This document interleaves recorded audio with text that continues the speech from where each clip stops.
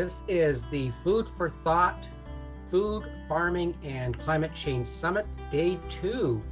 If you were with us yesterday for any of the sessions, welcome back. And if you're joining us for your very first session, welcome. Glad to have you with us. My name is Don Giberson, and I'm the board president of Transition to Namo Society, and we have the honor of hosting this event.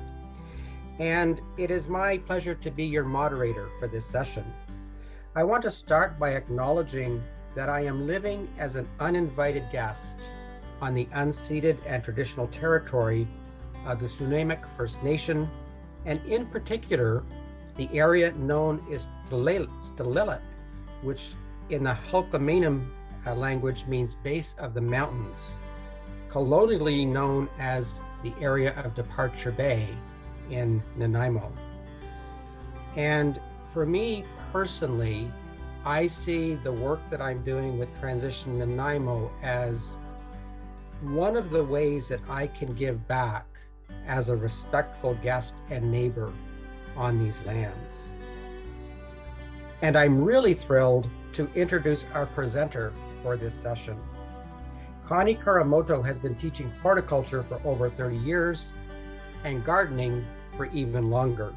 She was a technician and instructor for Vancouver Island University for 20 years and currently teaches on contract for North Island College and Gaia College, as well as numerous workshops and talks throughout Vancouver Island and beyond. Connie has worked in the horticultural industry, in greenhouses, market gardens, florist shops, farms, and has managed her own horticultural training and service business. She runs her own business, Gardens on the Go, for nearly 10 years. She grows the majority of the vegetables and fruit she eats in her own half-acre garden. She can provide specialized workshops and training in many different aspects of horticulture and is available for pruning, one-on-one pruning classes, and garden consultations. She will be sharing ideas for growing our food independence. Connie, welcome to Food for Thought Summit. Thank you, Dawn. It's a pleasure to be here. It's a gorgeous morning. Makes me feel like going out and gardening. So today we are going to talk about some of the ways that you can increase your food independence. We've seen during this pandemic how food shortages can be very real, and we're just going to see more situations in the future as the climate changes and lots of geopolitical shifts happen. So what I'd like to do is share with you a PowerPoint presentation, and here we go.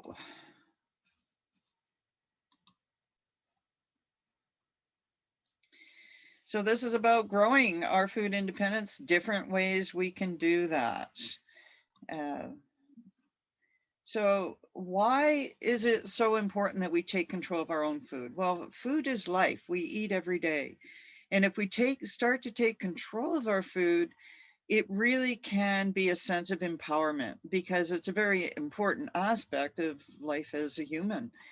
Also, if we take control of our food, what that means is that we will probably be binding with our community because none of us can grow everything unless we have a huge farm. So by joining together with other community members, we're stronger together.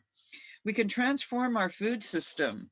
The food system is so centralized that it puts it at a lot of risk. And fresher food is healthier food. So we support the health of people and we support the health of the planet because we can choose to grow our own food organically without chemicals and to use water saving techniques, and so that we can be stewards of our own small piece of the planet. So food security is defined as a situation when all people at all times have physical, social, and economic access to sufficient, safe, and nutritious food that meets their dietary needs and food preferences for an active, healthy lifestyle. And so this is really important, that not just we have enough quantity of food, but the quality of food that we have also is very important. And local food is going to provide a much higher quality of food for us. Food sovereignty is basically the right of people to this food security, and the right of people to healthy and culturally appropriate food. So the food that we're used to, the food that our ancestors ate, the food that we need to thrive. And also food produced through ecologically sound and sustainable methods, because you can't have food security if your methods of producing food aren't sustainable. So we should have the right to choose what food we eat, where we buy our food, how we get our food. And there's lots of different ways that we can kind of participate in this food economy. The really important thing is to shrink that supply chain. If we're getting our food from thousands of miles away, it can become a problem if there's a political problem, if there's a pandemic, if there's climate emergencies. So we can, even if you never grow your own, we can still shrink the supply chain by buying from our farmers market, supporting stores that purchase local, ask for local at your store. Community supported agriculture, where you chip in money and get boxes of food for weeks afterwards so that it supports the farmer. But if you want to grow your own, even if you just grow a few containers, it empowers you with some fresh food and the experience of growing. You can grow in your backyard. You can grow. Spin farming is small plot intensive farming that you can share backyards and grow some food. There's school gardens, there's community gardens, there's lots of different ways to participate. And some fast facts that almost 4.5 million people in Canada actually experienced food insecurity in 2018. And I'm sure with COVID that these numbers are going to be much higher. Most communities on Vancouver Island only have a 3-day supply of fresh food. So if there was a catastrophe, if the ferries weren't running, we would be out of food in a really short period of time.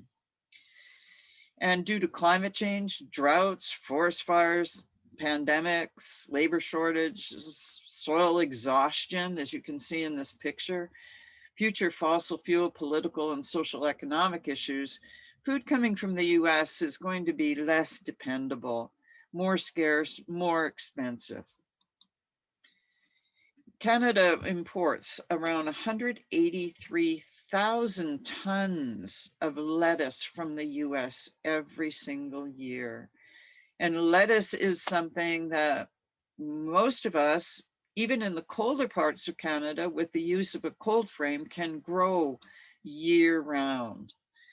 Certainly here on the coast, we can grow lettuce year round with a little bit of production, with a little bit of protection. So, and we can grow fresh lettuce for pennies a head rather than a couple dollars for a head of lettuce.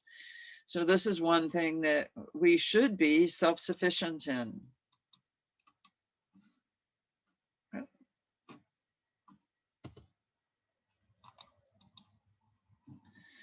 So you need not grow everything at home. I grow a lot of my food, but even if you don't grow everything at home, just growing something is one of the most powerful things you can do to slowly but surely change our food systems for the better.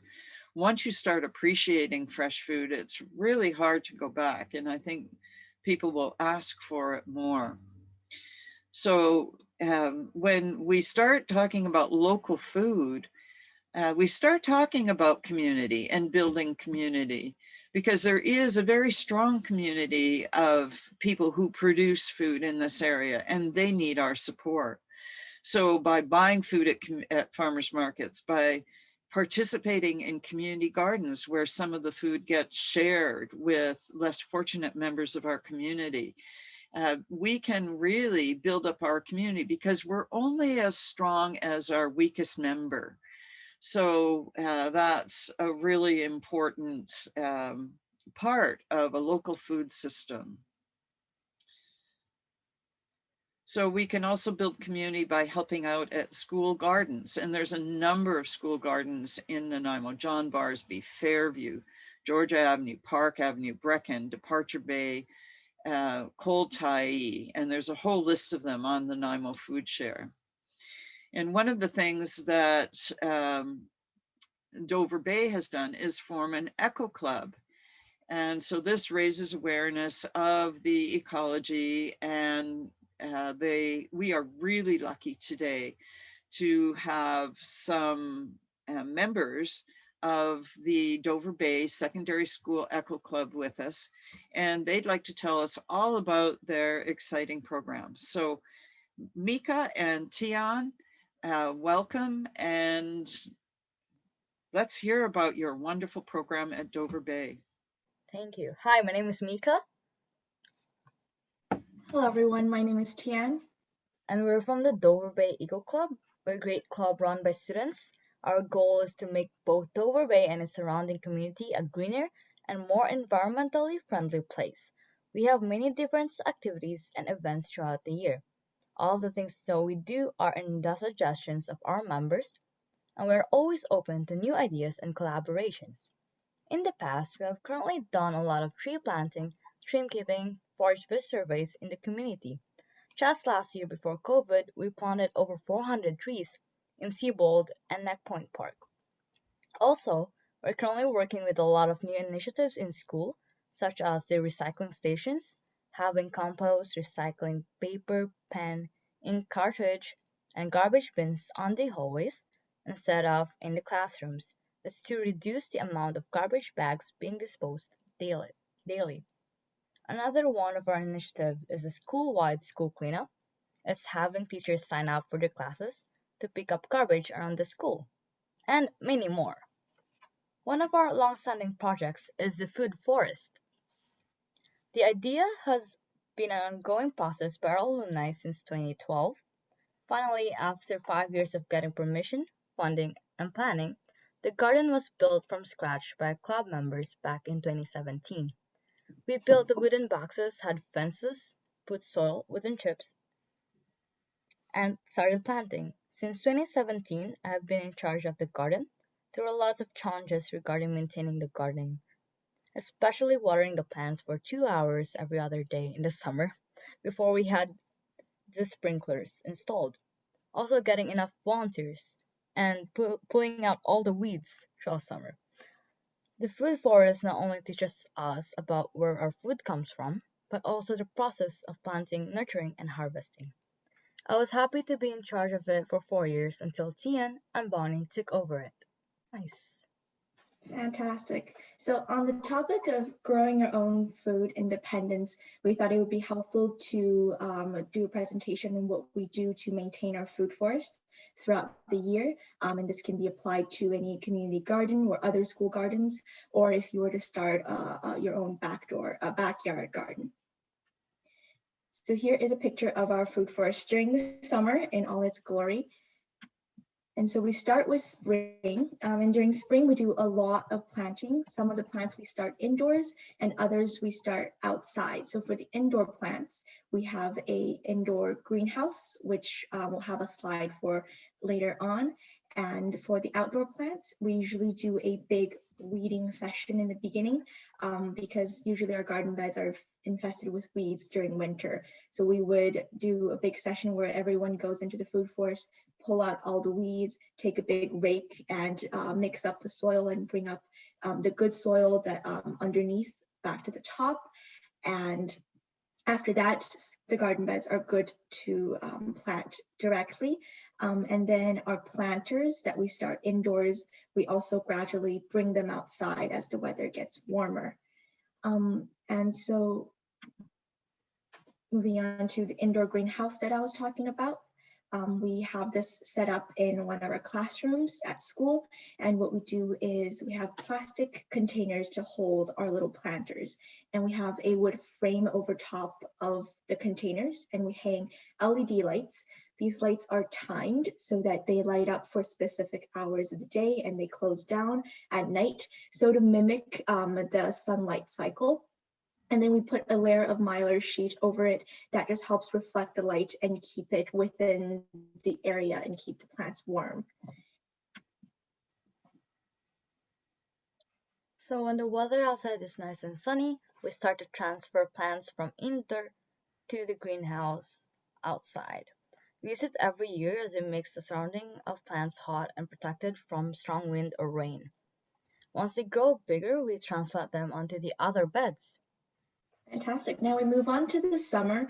During the summer, what we do, like one thing that I think is really important to do is set up a watering schedule.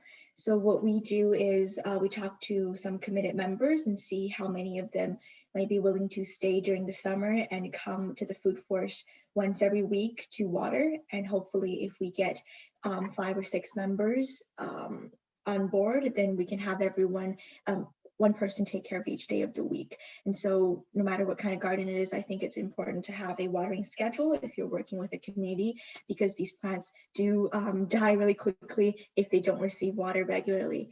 And so during the summer, it's just a lot of watering and weeding, and of course, excellent harvest. So through these pictures, you can see we have some blueberries, peas, beans, kale, as well as garlic and a bunch of flowers and borage.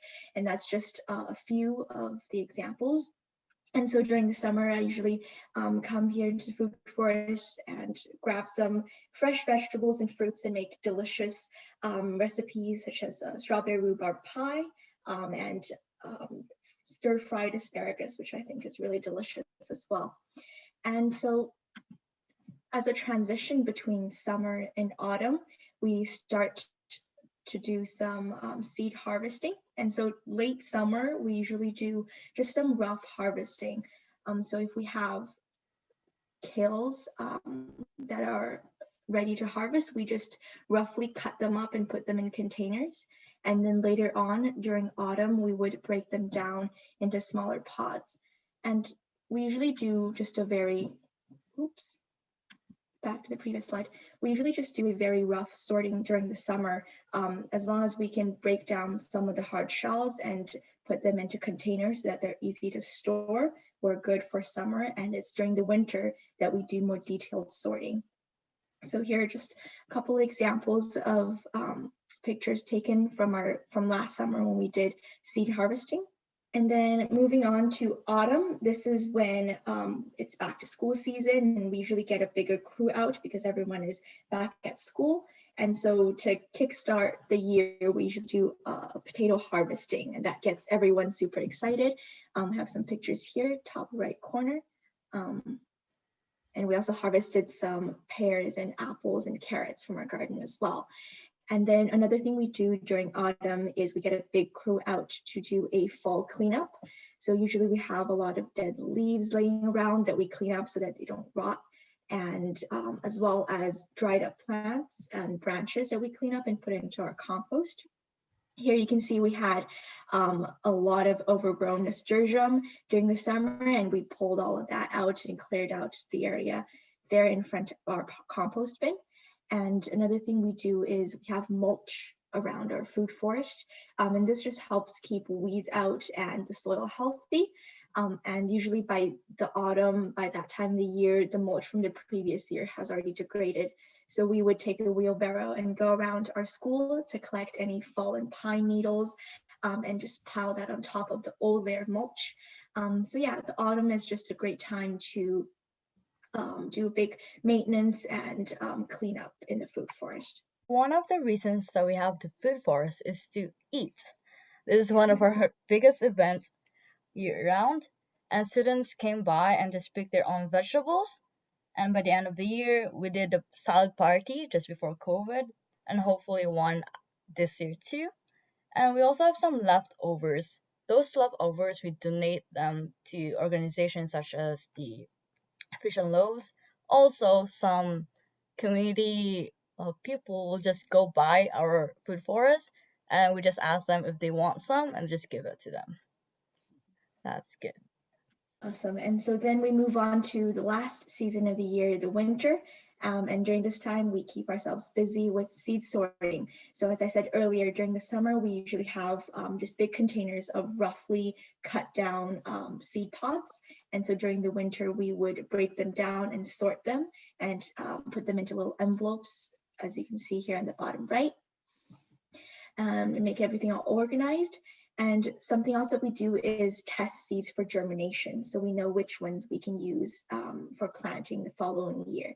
And how we do that is we lay out sheets of paper towels, and we usually do 3 different types of seeds per paper towel.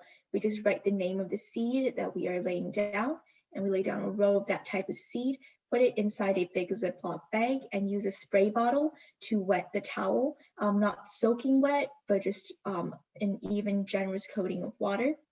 We seal the bag up and put it in a rather warm place, and we check up on it again with a checkup schedule amongst club members. We check up on it every day, and just making sure that the towel is moist. And usually after 2 weeks, we would see some sprouting. And if a type of seed has over 70% germination rate, we know that it's good to use for the following year. And we did this specifically this year as well to prepare for our seed sale, which I'll talk a bit more about later towards the end of our presentation. Hi there, everyone. So we're gonna do a seed bomb activity. So this activity is great for grandparents and parents to teach their children a fun way to garden. You'll only need a newspaper, masking tape, peat soil, clay, and seeds.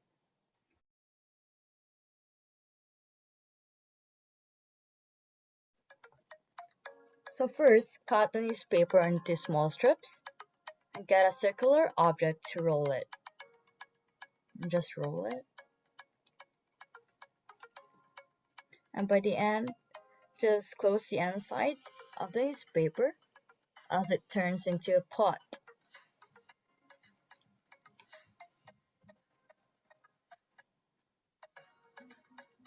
And just put a masking tape. We want a masking tape and newspaper as it's biodegradable. It's easier for us to transplant them onto the beds later on. And if it's too big, just cut it off. We want it about 3 to 4 inches long.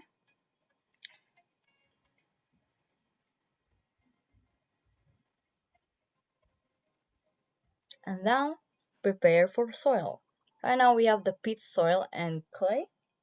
We don't have the set measurement. You just have to have fun and experiment with it.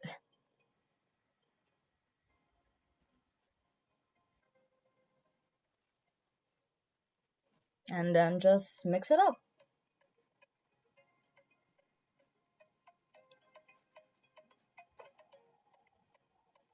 And add water.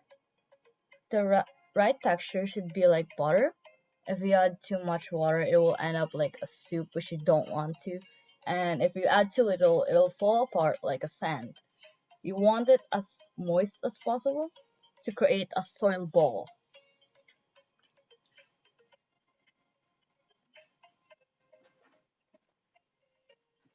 And that's like it. It's just like a snowball, but with soil. And then grab some seeds. We use like flower seeds. You can just grab them and put it on your hands. Just mix it up.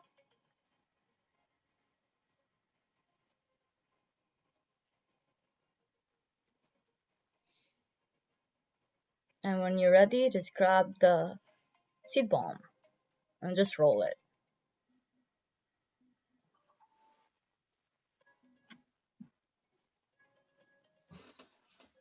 And put it on the pot.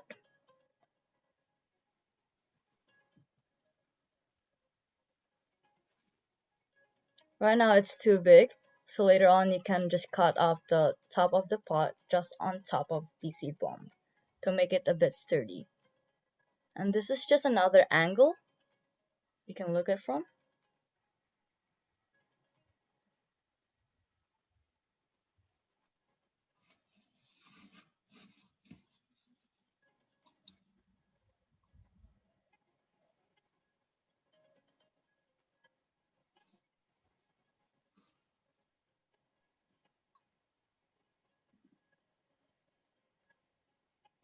And it's finished. Right afterwards, you can just put it on the side of your room and keep it moist until it sprouts, and then you can transplant it on the garden. And that's the finished product. Nice. All right, credits to Mr. Davika, Lily, Jeremiah, and Alina for helping out. Back onto the slide. Right, so just before we end our presentation here, I would just like to make an announcement about our seed sale. So we've been preparing for this all throughout winter, as I said earlier, testing the seeds for germination and sorting them, but we've also been designing seed packets, as well as thinking of ways to advertise and creating a seed catalog online that has information on how to plant each type of seed. So all of these seeds have been harvested from our food forest. We have about 20 varieties ranging from herbs to vegetables to flowers. And so we have an online order form, which I will put a link into the chat later. So if you are interested in starting your own garden, these seeds are really excellent. We've all tested them and they have over 70% germination rates. And the pickup will be at Dover Bay Secondary School. The seed packets are $2 each, and we plan to donate all our proceeds to a local family, a McGurr family who has unfortunately went through a devastating house fire that destroyed all their personal belongings. So we will be donating our money to help them out. Yeah, that is everything about our seed sale. More information will be included through the link that I will put in the chat. Now, as we have some time left, I can answer some of the questions right now. Let me just see. Okay, so Mika, one of the questions that came in was, who looks after your school gardens when school is out, for instance, during summer and March break? So as Tian has mentioned, we have a schedule of students that just come out every day to water the plants and do some weeding. And then I see how many members we have. Sorry. Yes? Okay. And how many members we have. So pre-COVID, we have around 60 members, but right now we have 30 members participating. Okay. And Kate asked, does your school have a school garden curriculum? I do not think so. So the food forest has just been purely a club thing. So it was club members and who started the garden, and so it was just tied to the club rather than a school class curriculum. And anyone who is interested will learn about the food forest and how to take care of it through the club, either after school or during lunchtime, rather than during class time. Also, I believe the principal have just added it on their mission statement to support us with all our initiatives regarding the food forest and eco club and activities. Very nice. And Shea says, wow, I'm so impressed. And I would have to echo that, all of the things that you're doing. Kate says, I am always impressed at the knowledge and dedication of Dover Bay Eco Club whenever I meet them at CD Sunday or Earth Day events. Thank you very much. And there's a question as well from Terry. Do you have a local market for your flowers, or do you give them away to family and friends? So back then, we just give it away, yes, or just let it stay on the garden. But with our seed sale on right now, we might be looking to selling our transplants. Yeah, and just adding on to that, so right now we are only selling seeds, but we have seen interest in buying starter plants. So during spring break, we will probably have a session, see how many members can come out and plant a couple hundred of planters and take care of them throughout spring break, so that afterwards we might be able to sell those as well. Very nice. And big applause as well from Susanna and Jane and Tamara. Susanna asked, do you get any funds, for instance, for your seed packaging? So right now our funds are from our bottle drives, so we did. But also we gotten some funds from the food. Do you want to talk about it, Tian? Oh yeah, for sure. So we signed up for a grant with the Farm to School BC about a couple months ago, and we did get a grant from them, but we will likely be using that for other projects for our food forest. So we're thinking of starting a native plant garden and expanding our food forest. As for the seed sale, we didn't really require any funding because we're pretty self-sufficient with that. Our seed packets were printed on recycled paper, and the designing and stuff were for free from volunteers in the club. But we do get funding from very generous organizations for other club activities. And Kate says, excellent with respect to the native plant garden. And if you do want to post the link to your seed sale, and just so impressed that you're going to be donating the funds from that to support a family in need in our area. So that is just absolutely wonderful. Big, big kudos to all of Dover Bay Eco Club for that. That deserves a big heart from me. Thank you, very sweet. Oh, okay. Kate just mentioned what initial events started you in growing a food forest. So like back then, it's the alumni that started it. I'm not sure like what's the reason, but it's probably the same as us. We want to have a garden where students can learn from the harvesting, where the food came from, and also we want to eat all the vegetables and fruits. Always a good motivator right there. Yes. Yes. And And Tamara says, I really like the idea of a nature plant garden. It really is important, obviously, for the bees.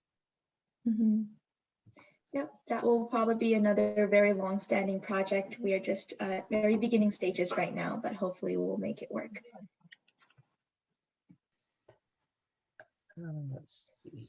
And there's a comment. You have a wonderful model for a business. This is the kind of practical education that can lead to long-term results. And I am wondering what your future ambitions are.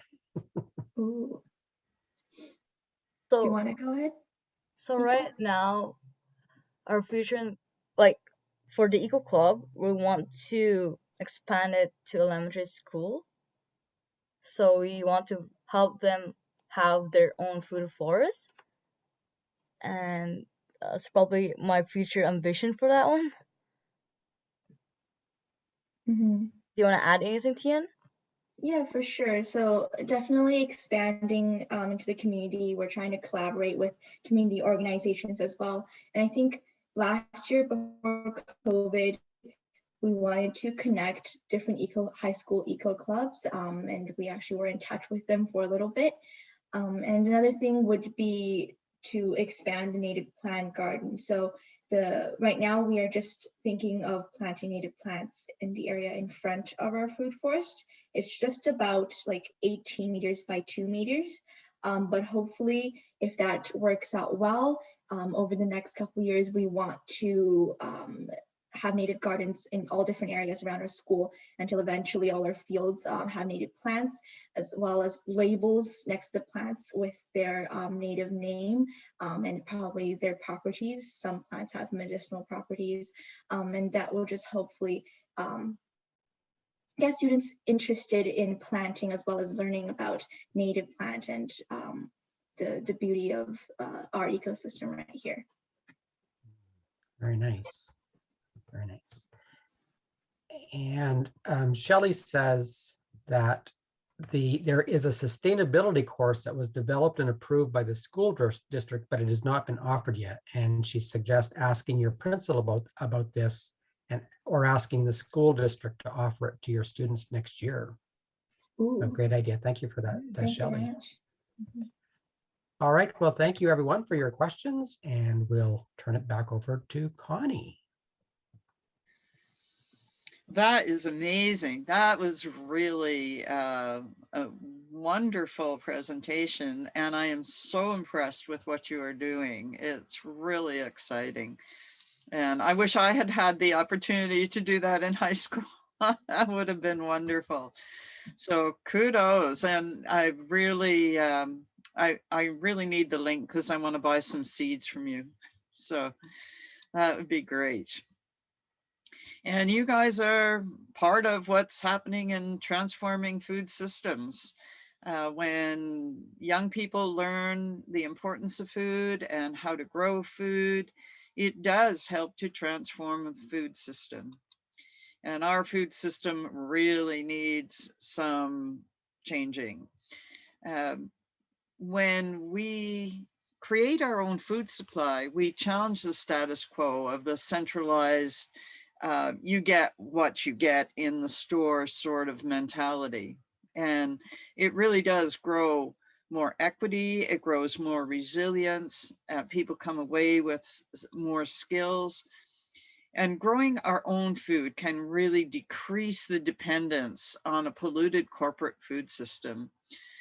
For years, I worked at Vancouver Island University as part of my um, requirement for employment. I had to write my pesticide applicator's ticket. I had to learn all about pesticides. And the more I learned, the less I liked. Growing our own food will undermine Monsanto, which is a major chemical producing company, and a lot of Monsanto's chemicals are on a lot of the food we eat. Also, the whole agrochemical industry pollutes our world. It kills the bees off. The other thing that being our own grocer and transforming the food systems can do is help to repair the damage we're doing to the environment. Because when you look at packaging like this, all that excess packaging is just not necessary. And by buying at the local farmers market and by producing our own food, we can eliminate quite a bit of waste in packaging alone. In 2014, out of the 258 million tons of solid waste generated in the US, 63% was of packing materials, and only 35% of our waste was recycled or composted. So in Canada, our numbers are a little bit better as far as recycling, but still there's this massive amount of packaging that isn't necessary. And it's counterproductive to any kind of ecological movement. It's not sustainable. When we start to take control of our food system, we are more in control of supporting people's health, building healthy communities, growing food, purchasing local food, supporting and helping at community gardens and school gardens, supports a healthy population and a healthy community. The number one way to get the most nutrients out of our food is to eat locally grown food, because the fresher our food is, the more of these vital nutrients we get from our food.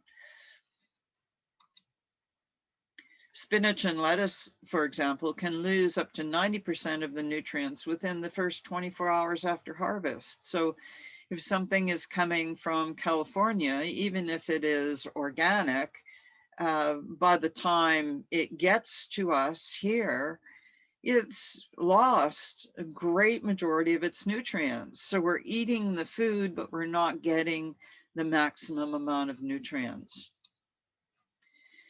Growing our own food improves health and wellness by providing exercise, nutritious food, freeing us from the dependence on the food system, which might use methods that we don't agree with and is actually damaging to our health. So it also, by growing our own food, we help support our medical system.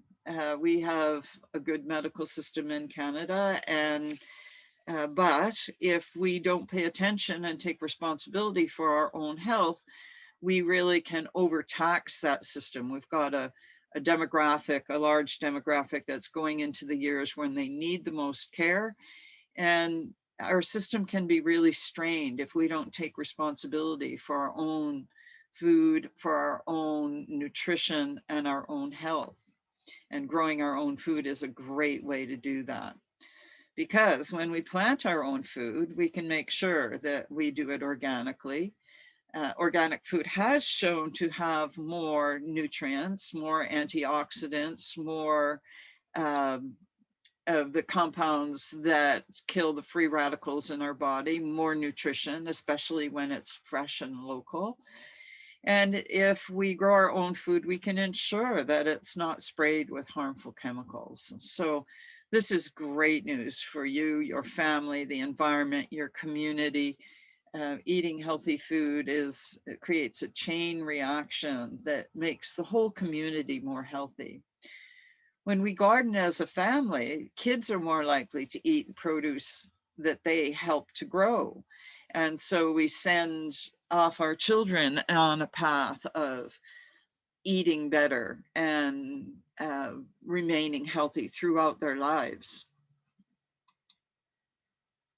And when we choose to buy food locally or grow our own, we help support healthy individuals, healthy families, healthy communities, and a healthy planet, because good food is the root to all of that.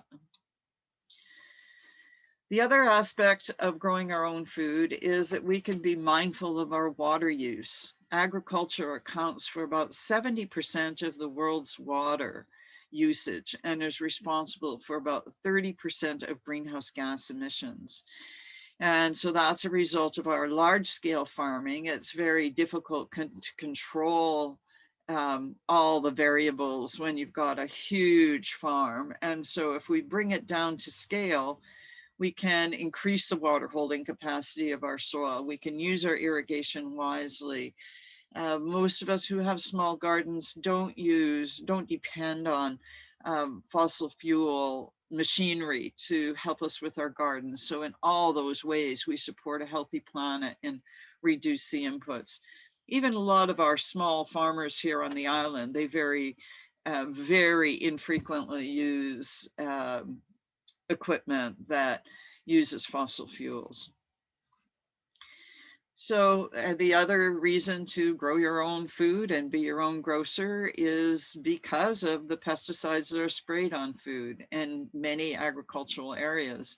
The bee populations are being drastically reduced. And as we might be becoming aware of these days, that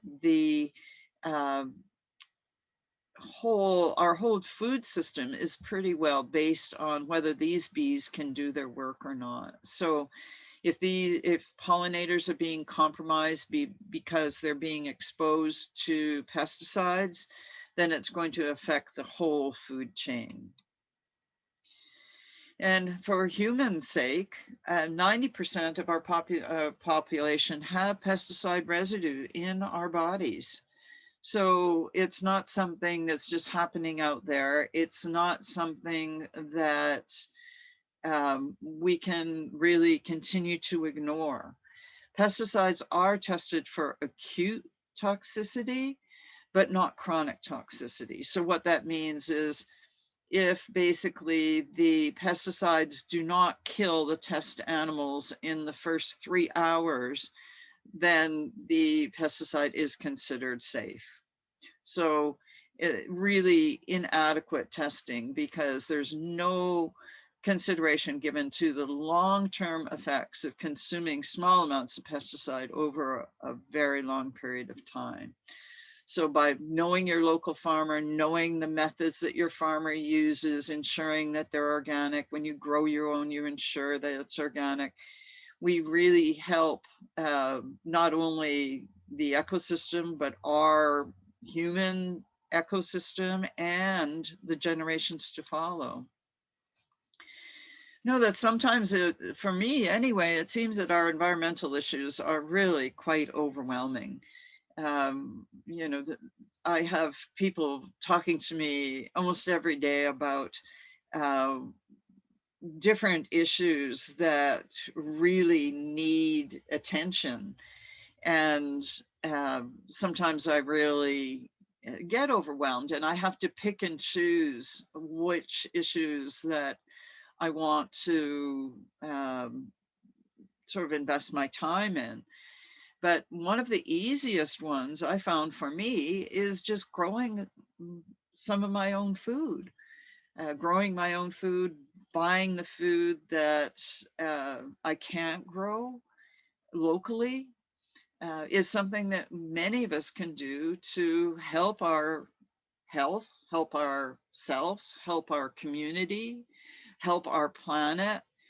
And most of us are lucky enough to have resources to eat every day. And by choosing local and by spending some of that money maybe to grow our own food, we can really help do our part and support a healthy planet.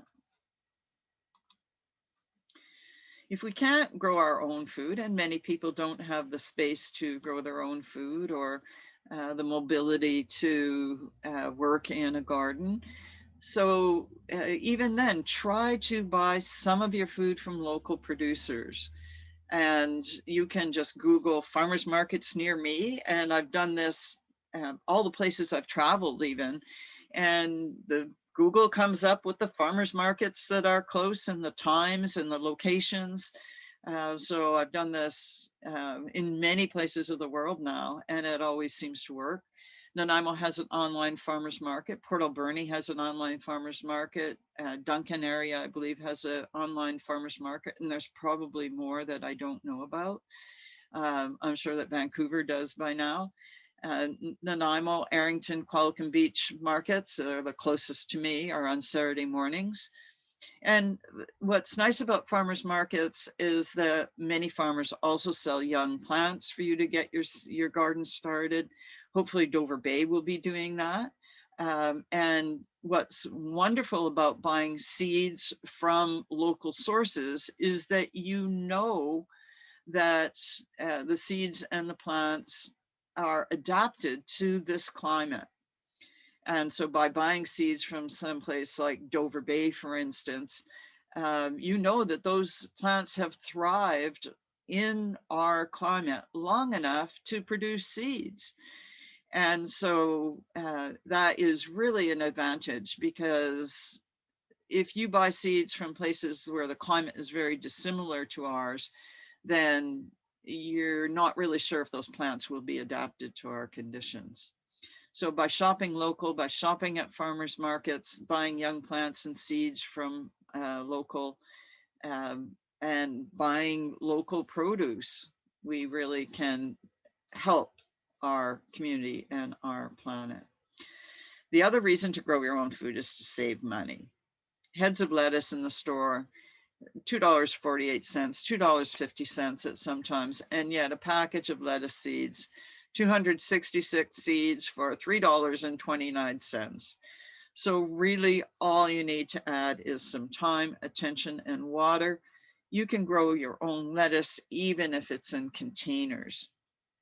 So that's one way that you can empower yourself to grow some of your own food, save some money, and help the planet.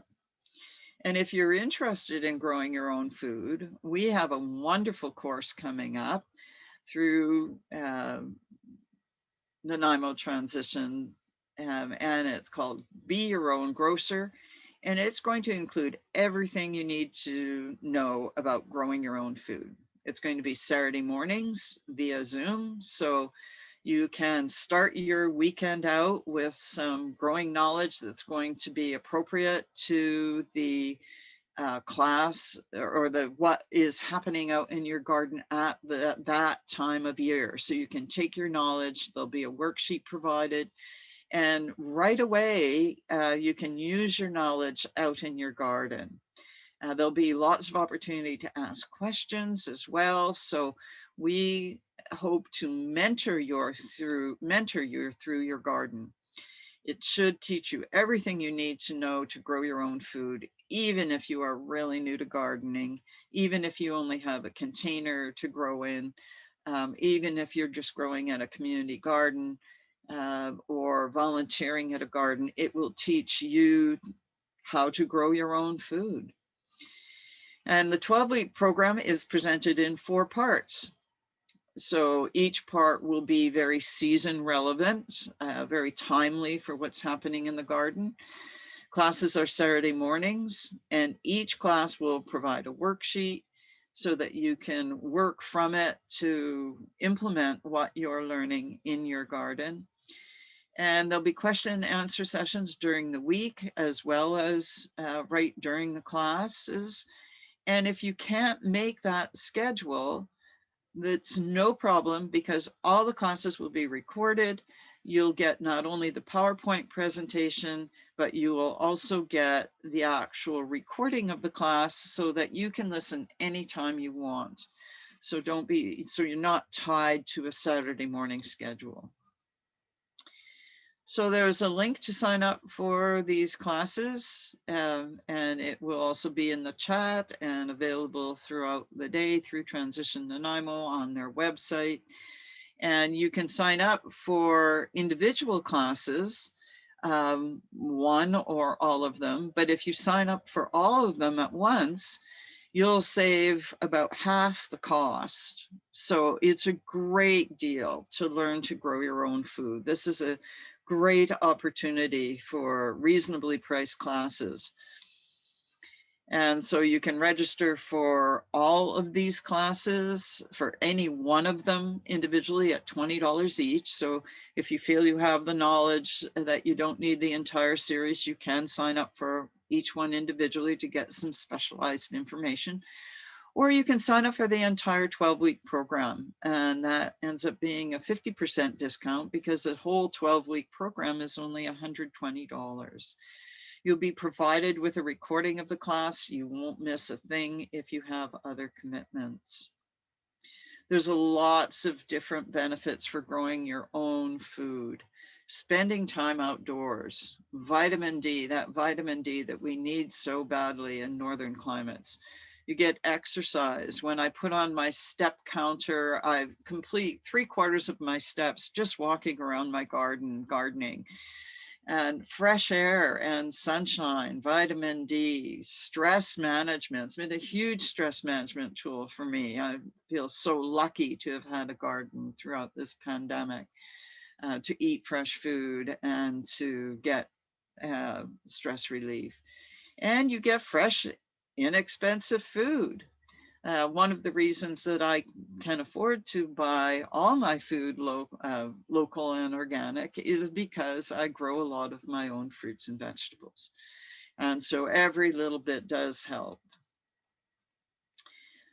There's lots of ways to be your own grocer, though. Being your own grocer involves choosing your food wisely, and participating in a local food system. So by participating in a community garden, they're always looking for volunteers where you can learn hands-on ways to enhance your own food connection. I know Nanaimo Community Gardens is giving a series of classes, and so most community gardens will have classes or will have practical hands-on sessions. You could start a neighborhood garden club. Meet with your neighbors and find out what they grow and what you can grow, and do some trading for food. Let others garden in your backyard if you have some space. There's ways that you can, through Nanaimo Food Share and the Young Agrarians, you can let others garden in your backyard and share your produce.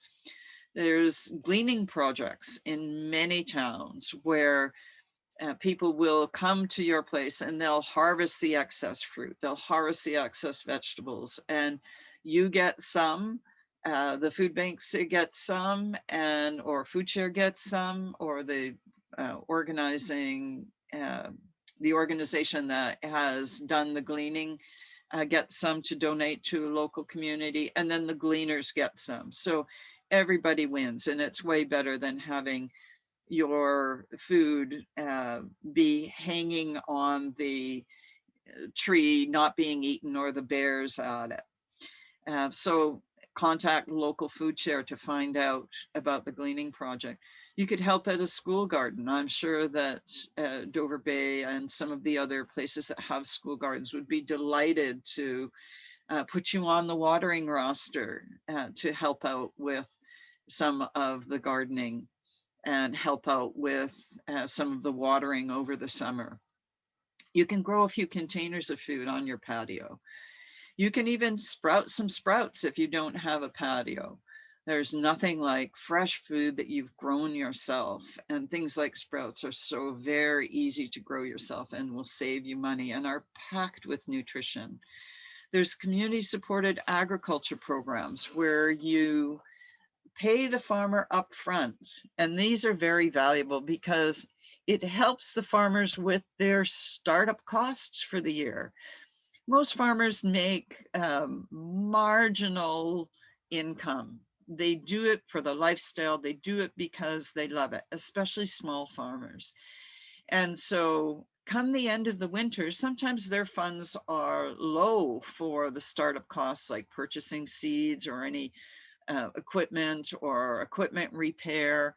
And so by participating in a community supported agriculture, it gives the farmer that valuable startup costs. And then what you get in return is the bounty that comes from executing those startup costs and from growing the food. So it's a win-win situation for both you and the farmer. You get a delicious box of fresh food for many, many weeks by helping the farmer with their startup costs. So there's lots of different opportunities to do that. You can become a local food advocate just by writing letters to the government to support local farmer issues. To advocate for being able to grow food in everybody's yard. There are some bylaws that prevent people from growing food in their yard. And I know in Nanaimo that I was part of an initiative to allow chickens in your backyard, which is another food security issue. So there's lots of things that you can get involved in to change the laws that have kind of prevented us from the food security that we should have. So learn all that you can about your food, how it's grown, where it's grown. Talk to your local farmers about growing food. Learn about growing food yourself. Share that knowledge with others. There's lots of ways that you can participate. So gardening is cheaper than therapy, and you get tomatoes and lettuce and herbs and kale, which I happen to really love, and broccoli and cauliflower, and figs and cherries and apples. And so in our 12-week course, we're going to cover a lot of this information. And here's the link again, and I'm sure there'll be lots of ways to get that link. So think about growing some of your own food this year. So thanks everybody for participating in this, and we have another little activity for you, a little bit of a discussion here. So I'll turn it over to Dawn. Great, thank you, Connie. And if you look into the chat, folks, you'll see that our amazing Shea has been posting links throughout. So there are links to the online farmers market. There's a link in there to our Be Your Own Grocer course, which starts next Saturday, to Farmship CSA, Prince Acres CSA, Nanu's Edibles Farm, and other things. There was a question, Connie, about space in the class, and I can say there is definitely still space available, so feel free to register for any of the individual classes or for the entire program if that appeals to you. And I want to just say the way the course came about was we were talking to other organizations, and we kept hearing that there, especially with the arrival of the pandemic, a lot of people were expressing interest in growing their own food, but didn't know how to get started. So we said, well, maybe we can help with that. So we scoured Vancouver Island to find the best gardening instructor that we could find. And she's been with you for the last 20 minutes or so. It's Connie. She is an amazing instructor. We're thrilled that she's agreed to partner with us, and we're really looking forward to starting that course next week. So as you may have gathered, we've really been talking about growing our food independence. So we're going to now give people a chance to actually do their own exploration of how can you grow your own food independence in your area where you live. So in the chat, there are 3 questions that we're going to invite you to explore in your breakout group. We're going to send you in a breakout group in just a moment. And the 3 questions are, where do you live? What city or neighborhood are you in? What programs currently exist in your neighborhood to grow food? And what additional opportunities exist to grow food independence in your neighborhood? And once you're in your groups, we'll post a link where you can, if you want to, you can put those answers into a Google document that will be part of our submission to Reimagine Nanaimo's process. All right, so we will, if there are just any questions on that before we send people out? All right, so you'll have about 15 minutes and you'll be about 3 people roughly per room. So enjoy your breakout session. So welcome back, everyone. We see people coming back from your breakout rooms. Hopefully that was an enjoyable conversation. And we would invite you, if you haven't submitted your ideas and answers through the session form, if you could please type those into the chat so we have a record. We will be submitting everything through the Reimagine Nanaimo process so that everyone's ideas get captured and form part of that community engagement process that's currently underway. So do please post your answers in the chat so that we do have a record of those. Oh, do you want just to type it out? Sorry. And if, yeah, so I did post the link to the Google document in the chat, but if you didn't have a chance to go there, that's fine. As long as it's captured in one place or the other, that's fine. So if you can actually just put your answers into the chat, that'll be fine. And while you're doing that, we have some time for a few questions. So if people want to either, actually, since people are posting in the chat, if you would like to post a question or raise a question, post a question, ask a question, then if you could just raise your hand, just do a reaction or raise your hand using the raise hand button, which you'll find next to your name if you go into participants. And I will keep an eye open now to see if we have any questions coming up. Gwen says, find a community garden in North Nanaimo. Oh, this was a suggestion. Okay, find a community garden area in North Nanaimo for people who don't have their own garden. Yes, good idea. Thank you. All right, so does anyone have any questions? I know Connie went through a lot of information. So if you have questions, we do have a few minutes to take a couple of questions before we conclude today. Okay, I see. Yeah, Jane, if you would like to unmute and you have a question, go ahead. Yes, I was just wondering if Transition Nanaimo would consider advocating for the city of Nanaimo to have more community garden areas. Yes, definitely. Actually, one of the ideas that has sort of come to me that I'm going to be taking to our board after our conversations and sessions is someone mentioned the idea, actually it was Asia Jones Martin, who did the session yesterday afternoon. She's with Young Agrarians, and I was having a conversation with her, and she just said, what if every 10th person grew food for 10 people? And that idea just sort of blew me away. So one of the things that I'm going to suggest to our board is, what if we actually support having 20% of the people, 20% of the households in Nanaimo growing food for 5 people? So how can we support helping make that happen? And whether that's community gardens, whether it's backyard plots, school gardens, what are all the different ways we could be supporting to help that happen? So yes, we're definitely going to be looking at that going forward. And at the last session today, we're going to be inviting people to put forward, where do we go from here? So practical ideas on how we go from where we are to where we want to get to in terms of building a truly resilient, sustainable, equitable, healthy local food system on Central Vancouver Island. So how many people can still sign up for the, I'm assuming are you talking for the session? Do you mean for the Grow Your Own Grocer course or for the course? Okay, yes. So we can accommodate as many people as want to take the course. Well, maybe if we get up to around 1,000 or so, Connie might be a little bit freaked out in terms of handling all the questions.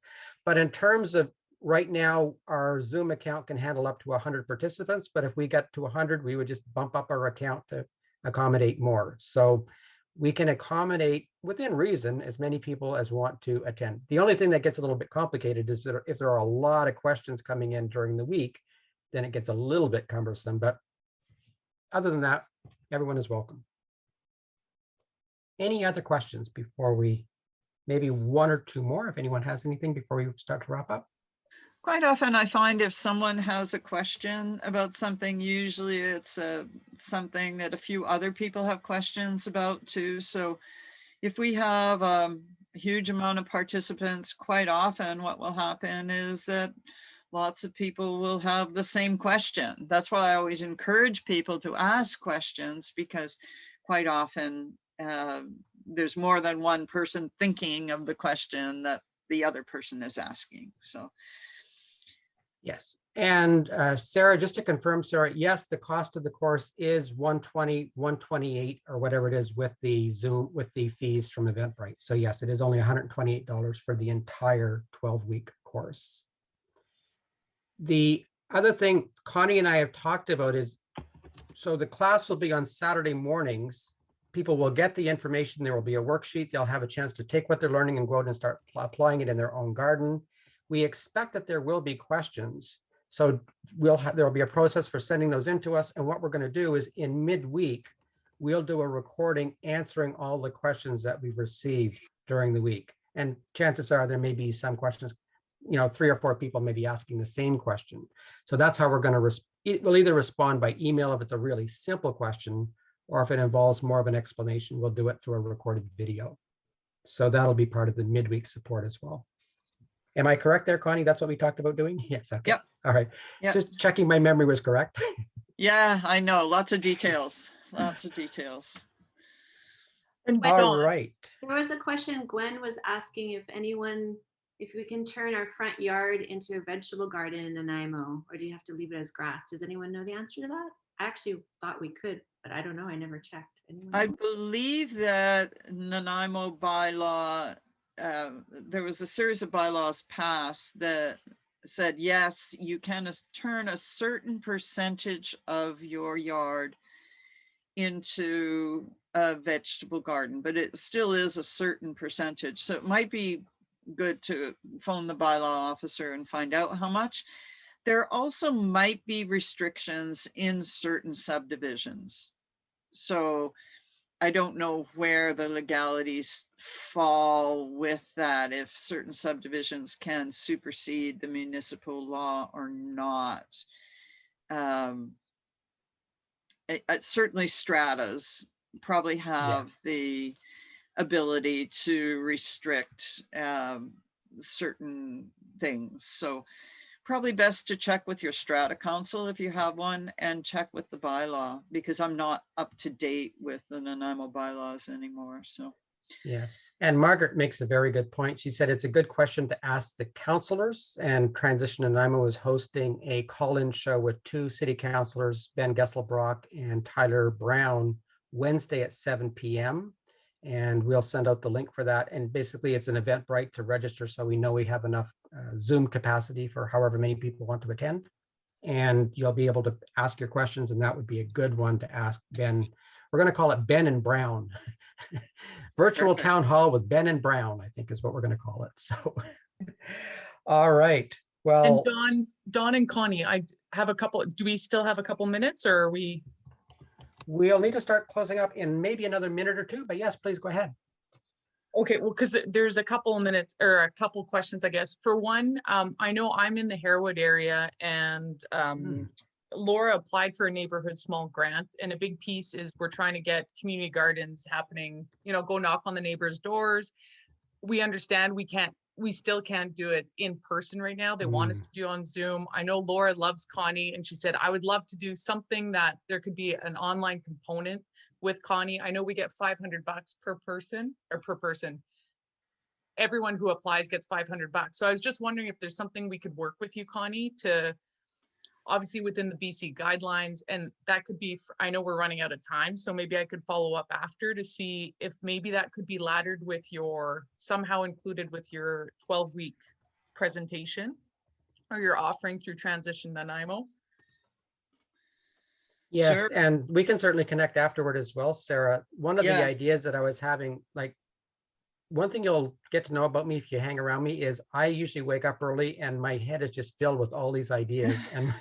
And one of the ones that I was thinking about this morning was creating a Nanaimo garden grow app, which lists all of the homes that are growing food or are wanting to grow food, so that it becomes really easy to know where are all the gardens in your neighborhood. And the Yeah. idea would be they would be neighborhood gardens. So each garden might support 2 or 3 or 4 or 5 families. So anyway, so definitely there's all kinds of possibilities there. And we do want to explore possibilities in the final session today, because the final session is about where do we go from here? And we're going to be looking at what can we do personally, what products, programs, or projects do we need to either add, eliminate, or scale up? And what policy changes do we possibly need, either municipally, at the region, province, or federal government? All right, so we want to start wrapping up, so we're finished on time for the next session. And to do that, I'd just like to get to my screen share. We got some great information to share here. All right, so we do want to invite you to join us if you want to help accelerate our transition to a thriving low carbon future in Nanaimo and beyond. And there's a link there where you can go to express your interest in being part of the work that we're doing.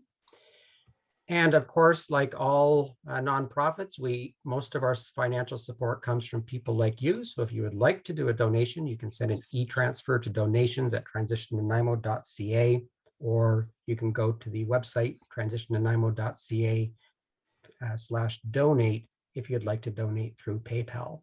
And we do appreciate every single donation. As Connie did a fabulous job of promoting our Be Your Own Grocer course, and the link will be in the notes that we send out, and we've also posted it in the chat. And we want to really invite you to attend our next session with Chris Farmer Brown, who's going to be talking about We All Eat for a Living, and it will be at exactly the same coordinates as for this one. And we really want to thank you for joining us today. We hope you've enjoyed this session. I know I certainly have. And I really want to thank Connie and Mika and Tian from Dover Bay Eco Club. Absolutely thrilled with the work that you're doing at Dover Bay. And Connie, an absolute delight having you with us this morning and sharing all your knowledge and the information on how we actually can grow our food independence. Thank you, everyone, and we look forward to seeing you in the next session.